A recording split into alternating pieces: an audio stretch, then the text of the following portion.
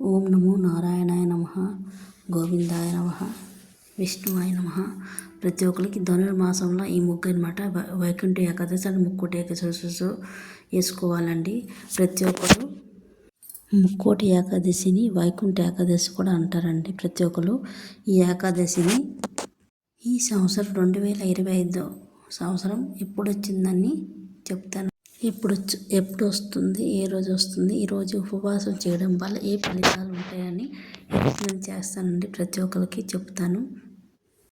ఉపవాసం చేయడం వల్ల ఈరోజు ఫలితాల గురించి ఈరోజు వీడియోలో తెలుసుకుందాం.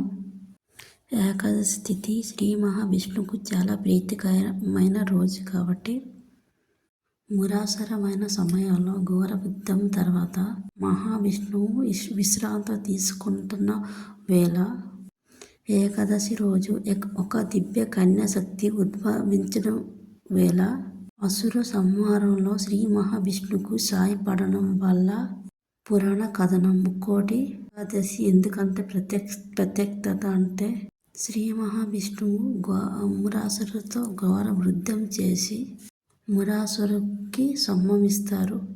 యుద్ధం గెలిచిన ఆనందంలో 33 కోట్ల దేవతలు శ్రీ మహావిష్ణువుకి దర్శనం కోసం వైకుంఠం చేరుతారని శాస్త్ర విశ్వాసం. అందుకే ఈరోజు ముక్కోటి ఏకాదశిగా ప్రసిద్ధి చెందింది. అలాంటి ముక్కోటి ఏకాదశి 2005 ఎప్పుడు వస్తుంది?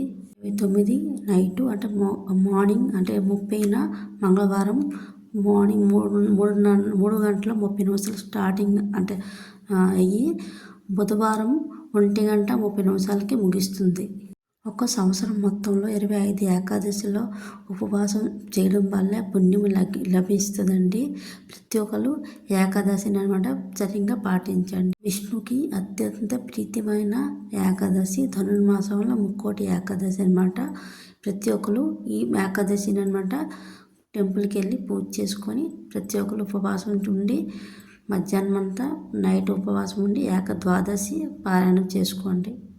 ఈరోజు ఉపవాసం చేయడం 3 కోట్ల ఏకాదశితో ఉపవాసం చేసిన అంత ఫలితం అనమాట ఈ ముక్కోటి ఏకాదశి వల్ల దక్కుతుందండి. ప్రతి ఒక్కరు ఉపవాసం చేసుకోండి. ఓం నమో నారాయణ. గోవింద గోవింద.